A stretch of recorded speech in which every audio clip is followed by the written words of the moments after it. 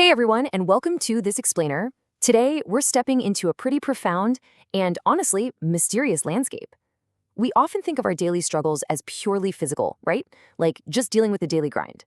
But what if they aren't?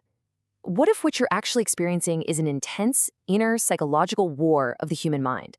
The source material we're looking at today suggests it's a daily battle designed to reflect guilt and shame.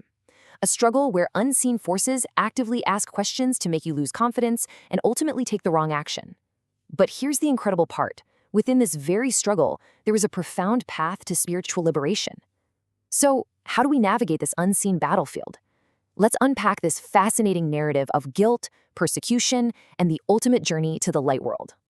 Okay, let's dive right into this. Have you ever looked backward and asked yourself, do I have reflections from my childhood that made me the character I am? It's a really deep psychological inquiry. Our past programming, all the conditions and experiences we've internalized growing up, totally sets the stage for our current identity. But more importantly, the text asks us to consider whether these past conditions actually make us vulnerable to being persecuted by others today. It's a pretty intense reflection on how the blueprints of our early life might actually be the very things turning us into targets in a much larger psychological game. To really understand this inner war, the source material draws a stark contrast between two core parts of our being: the mind and the heart. The mind is the center of logic, sure, but it's also the center of deep perplexity. It's that anxious space where we feel the heavy weight of persecution, where we overthink every single interaction, constantly trying to decode what others are intending. On the flip side, we have the heart. Whatever truly comes from the heart is pure expression. An emotional, expressive person speaks from the heart without all that tangled, calculated logic. Basically, the mind gets trapped in the worldly drama, but the heart remains the true source of healing and genuine connection. Section 1. The drama of persecution. According to the text, whenever there is persecution, there is hatred, envy, and a drama that happens. A drama is all about persecution and judgment. Think of it as the ultimate psychological trap, the drama triangle. Take, for example, a psychological observer. The text mentions a figure like Mr. Robert Smith. When an authority figure like that forces you to present a scripted, unnatural version of yourself, well, that's manipulation 101. You're forced into this drama, constantly feeling watched, judged, and fundamentally misunderstood simply because someone else is trying to control your destiny. Moving on to Section 2, Trapped in the Machine. Now, let's scale this feeling of being observed all the way up. The source introduces this wild, almost sci-fi metaphor. What if the physical universe isn't just a random collection of matter, but a simulating machine? Literally a box designed to test and trap our consciousness. This machine simulates reality and dictates destiny. To truly be free, you can't just play along with the rules of this physical projection. The urgent command from the text here is to break that machine.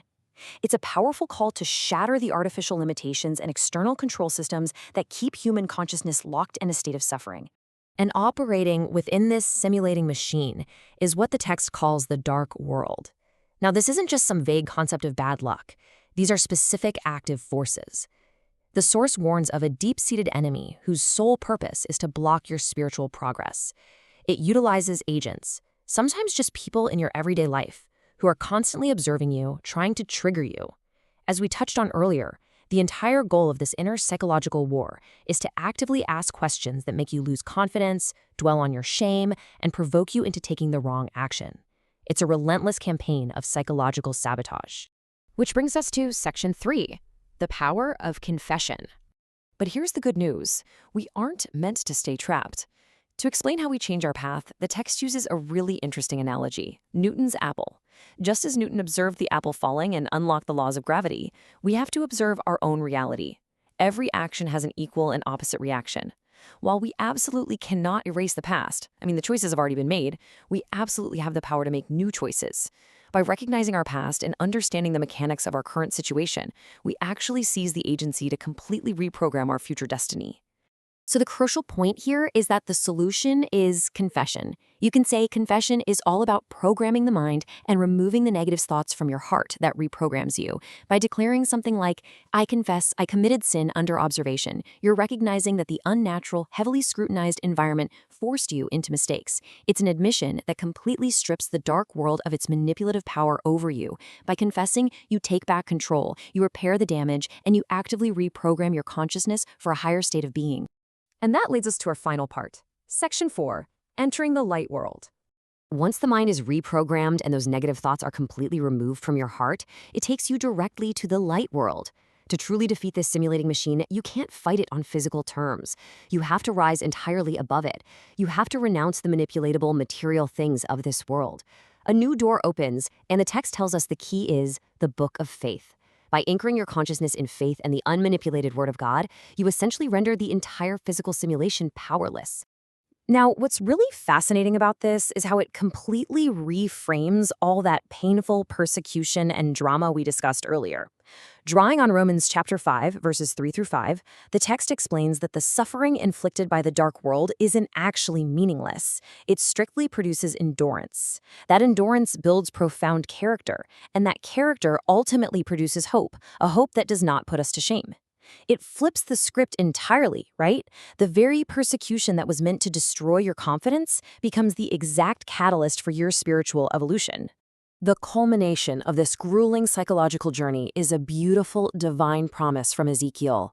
I will remove your heart of stone, and I will give you a new heart and a new spirit.